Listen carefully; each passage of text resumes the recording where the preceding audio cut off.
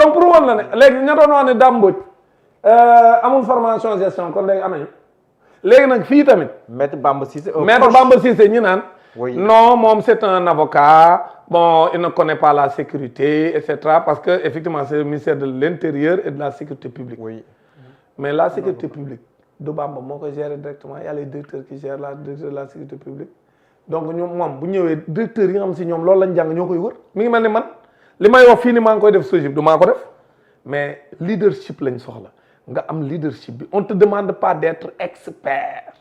On te demande d'avoir le leadership, d'avoir des capacités managériales. Ce n'est pas la première fois ça. D'avoir la capacité managériale qui te permet. waaye yow fu Mbaye Ndiaye nekkee ab ministre de l'Intérieur Mbaye Ndiaye nii Mbaye Ndiaye Macky Sall ku doon ministre de l'Intérieur du Mbaye Ndiaye. mais yàggu fa de. waaw non dama lay wax rek. ku mën waaw d'accord rek dama lay wax ku mën a nommé Mbaye Ndiaye waa APR yi di wax yéen ngeen nommé fu Mbaye Ndiaye ministre de l'Intérieur Mbaye Ndiaye nga am moom ñaari miin mu jooy. moom lañ fi nommé ministre de l'Intérieur kon ñu nommé Bamba Cissé mi nga xam ne ku xam ne am na fit parce que ministre de l'Intérieur da nga am fit aussi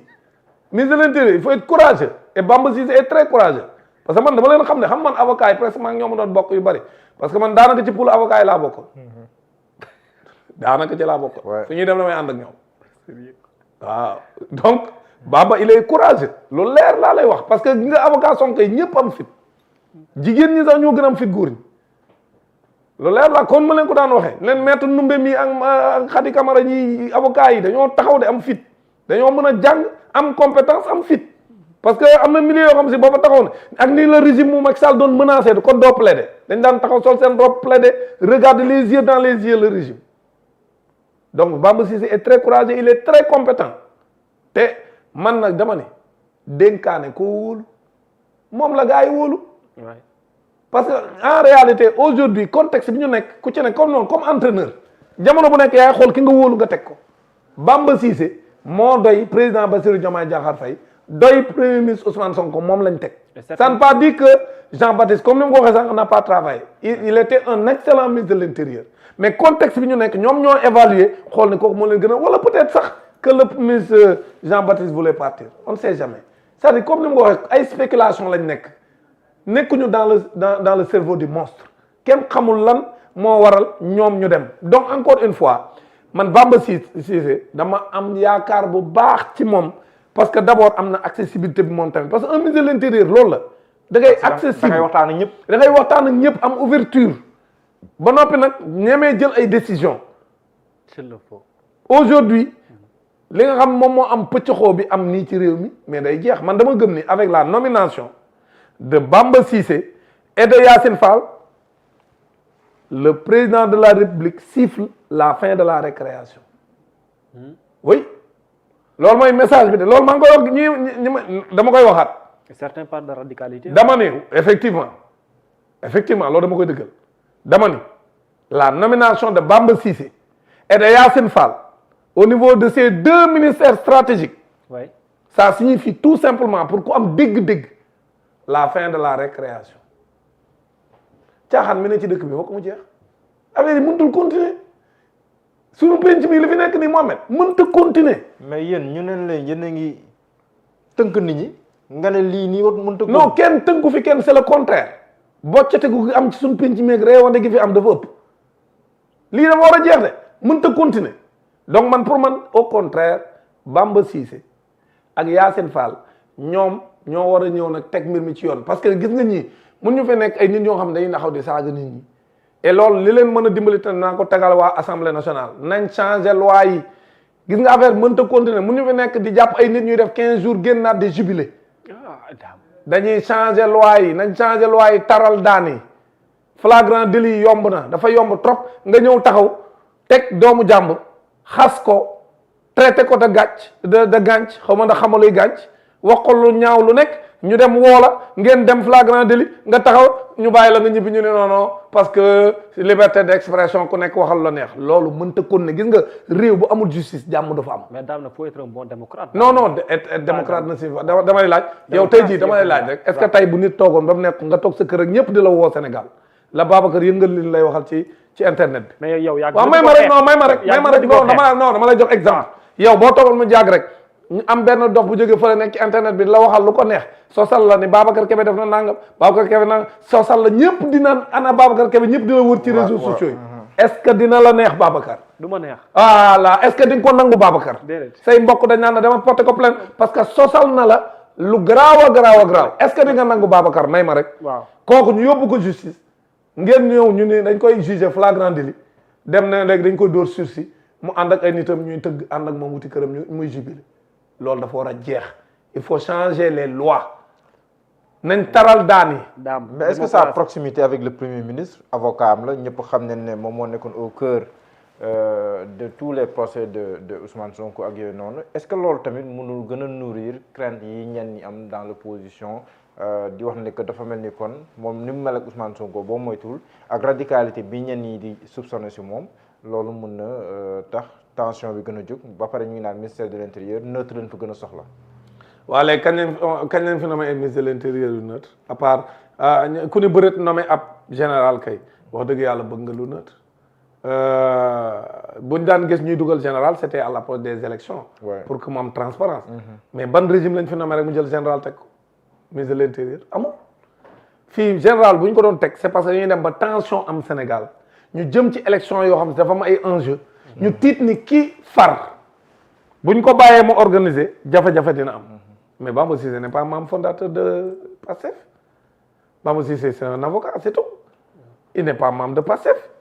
bu amee man yëguma ko bu dee il est membre de PASTEF donc alors que Macky Sall li mu fi nekk lépp ay ministre de l'intérieur yu nekk membre fondateur de l'APR lay teg day jël ay membre fondateur de l'APR kii nag tegul membre fondateur dafa ñëw teg ab général boo xam ne moom bokkul ci partem mu dem ba ab diir am te diir bi yàgg na parce que premier gouvernement yëpp daawuñu def diir bi mu jël koo xam ne bokkul ci partem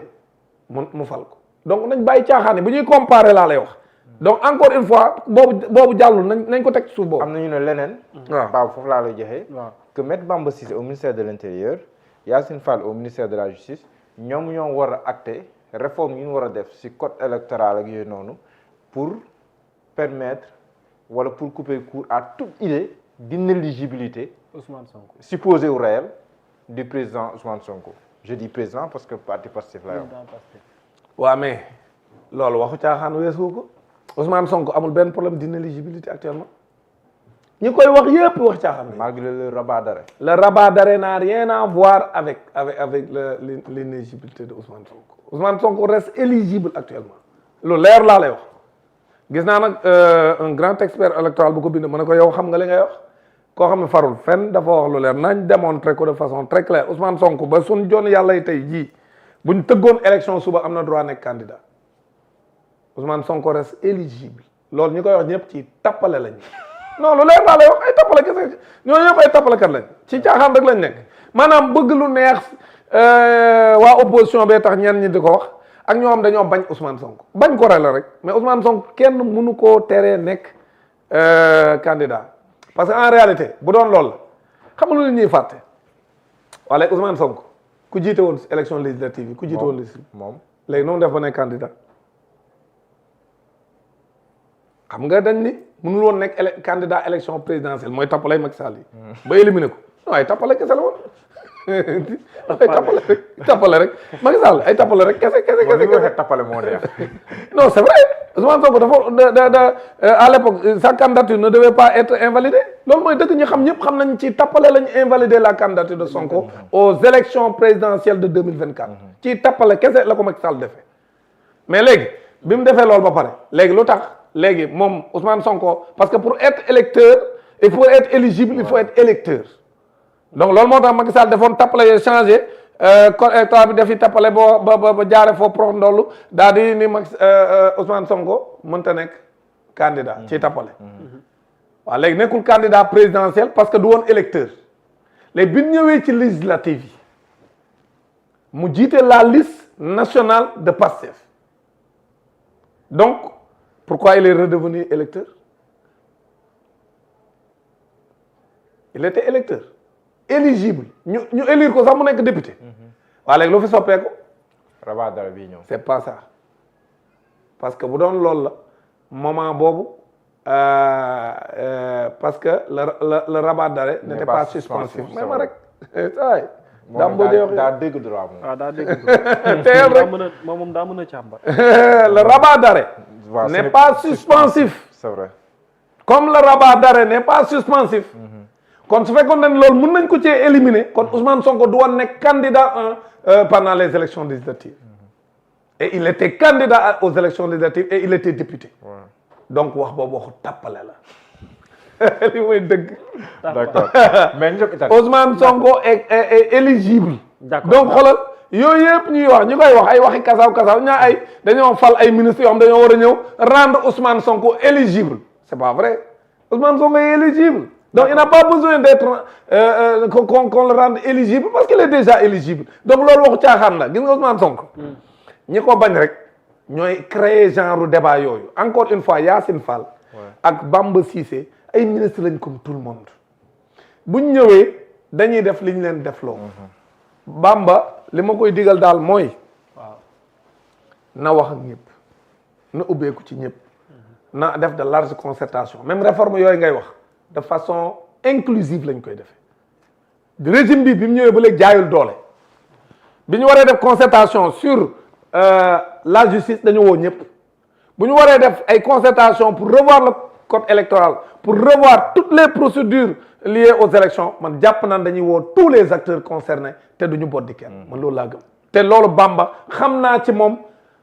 ab ouverture boo xam ne buñ ca àggee ñi mu war a woo yëpp dana leen woo maintenant sur la sécurité publique comme ni ma leen waxee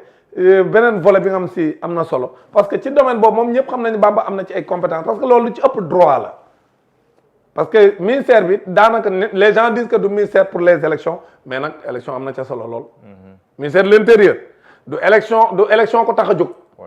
waaye nag élection am na ca solo lool c'est vrai que le ministère de l'intérieur c'est pour notre sécurité la sécurité intérieure ma lënkaloo ak le ministère des forces armées boo xoolee sax da ngay gis ni lënkaloo bi li koy andi mooy boo xoolee les gendarmes sont des militaires mais dañuy ànd ci sécurité bi intérieur ak la police donc pour wal na ni ñaari ministères yi ni ñu lënkaloo pour assurer la sécurité du pays la sécurité intérieure la sécurité extérieure de nos frontières et tout donc man jàpp naa ne Bamba ni ma ko xamee am na intelligence bi ak transversalité bi ak vraiment dal gi malgré li ñuy naan dafa tàng mais ci dëgg rek Bamba n'est pas quelqu'un moom si dafay dugg ci affaire yoo xam ni day jaay doole ak affaire du genre boobu de mais c'est-à-dire dina ñëw li nga xam ne moom xam na ne mooy ay compétences am mu assumer ko te mën na andi équilibre ci diggante police ak gendarmerie. D'accord. parce que ci ñi xam nañ ne y a toujours des frictions bu ngeen seetloo am na sax benn moment tribunal ci ay procès Adji Sarr ñu laale fa nga loolu laale intérieur bi nit ñi xam nañ ni police ak gendarmerie dafay saf seen biir maintenant bu ñu amee un ministre boo xam si civil la aussi dina mën a ñëw gën a yombalal mbir mi que dina mën a assurer équilibre bi am entre ñoom ñaar parce que ñoom ñaar ñooy àndandoo pour assurer suñu sécurité donc Bamba est un excellent profil pour le ministère de l'Intérieur et de tout temps moi je pense que à part quelques contextes où on allait vers des élections yoo xam si dafa am ay tensions lu ci ëpp ay civil la ñuy jox le ministère de l'Intérieur fu Abdoulaye Daouda Diallo manee nekk nga xam ne moom finance la jàng mën a nekk ministre de l'Intérieur Macky Sall mii mën a nekk ministre de l'Intérieur fan nañ nit mën a xalaate ni Bamba Cissé dafa mën a nekk ministre de l'Intérieur donc il faut que les gens comprennent que nit ñi dañu am nga un cadre quand tu es un intellectuel da ngay transversal et puis waa léegi li gën a liy tëj wax ji sax mooy président de la république xam nga moom ci lépp la jiite waa léegi lu tax loolu duñ ci wax ko waaw non mais ça il faut que un président de la république wala un premier ministre mais jàngoo lépp mais pourtant yaay coordonner toute l'action du gouvernement mais te pourtant jàngoo lépp wala kon lu tax yow ñu jàpp ne yow kon benn domaine nga jàng rek yow waroo mën a def tel domaine alors que da ngay nekk un président de la république jàng benn domaine war a am une vue d'ensemble ci lépp li xam une vue panoramique yi boo xam si lépp li xew ci réew mi da nga cee war a am sa xalaat di ci joxe sa xalaat mais xam nga loo koy may mooy lu ci ne da nga am expert bu ne ci sa wet D'accord. ministre de l'intérieur loolu la Bamba Cissé di am. D'accord. dans tous les domaines yi nga xam si moom mooy compétence yi ñu ko jox. day am un expert boo xam ni wala des experts yoo xam ñoo koy accompagner di ko xalaatal moom nag mu yokk ci li ma leen di wax noonu li ñuy soxla ci kilifa ak ministre wala un DG. duñ la soxlawuñ la pour nga aay ci lépp li may tooñee toujours sama directeur yi. dama naan leen man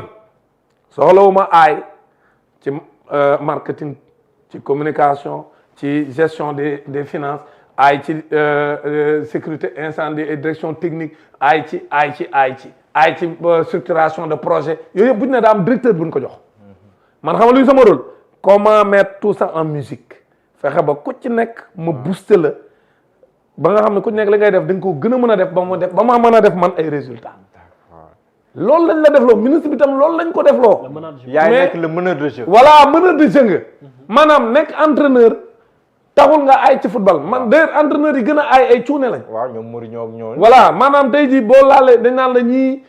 bi ñuy nekk xale mënuñu woon dara mais lañ soxla ci ñoom am nañ ko. donc il ne faut pas que les gens di def ay erreurs ay non moom jàngul ay affaire sécurité donc mënta nekk ministre kee jàngul santé mënta nekk et cetera. Les gens disent parfois les meilleurs ministres de la santé n'ont jamais été des médecins. Donc il faut que les gens arrêtent. Et sur ce plan-là, vraiment, j'ai vraiment beaucoup d'espoir dans ce gouvernement. Gouvernement la boo xam ni wax dëgg yàlla sénégalais yi bi ñu ko tegee ñëpp gis ngeen leen dañu ëpp ci sénégalais yi bokk. dañu kontaan ci gouvernement bi am yaakaar te surtout les missions essentielles yi nga xam moom lañ bëgg mooy réew mi génn ci guute gi mu nekk ñu dem ci yeneen yoon. beneen bi nag mooy. que les Sénégalais yi bëgg ñu def ko mooy ñu rendre la justice aux justiciables. Ça aujourd'hui dafa am ñoo xam dañ leen a tooñ rey seeni mbokk ñii ñu gaañ leen ñii ñu tëj leen ci kaso bi sans ñu def dara ñooñu ko doon def ñu ngi ci dëkk bi di taxawaal peuple bi dañoo bëgg ñu woo leen teg leen ci yoon ñu sàcc suñuy milliards tabax ci ay immeuble ak yóbbu ko ci ay paradis fiscaux loolu peuple bi nee na baalewul képp ku ci laale nañ la woo yii daal jàpp naa ne gouvernement bi su ko defee ba noppi ñu fexe ba vision bi ñu am ñu réussir ko la vision Sénégal 2050 bi ñu réussir ko sénégalais yi waxuma la 25 ans yi natt de mais 50 ans daañ ko toog di bàyyi nguur gi muy jiite. en attendant ñu dem Italie bu ñu mën a amaale aussi image yi.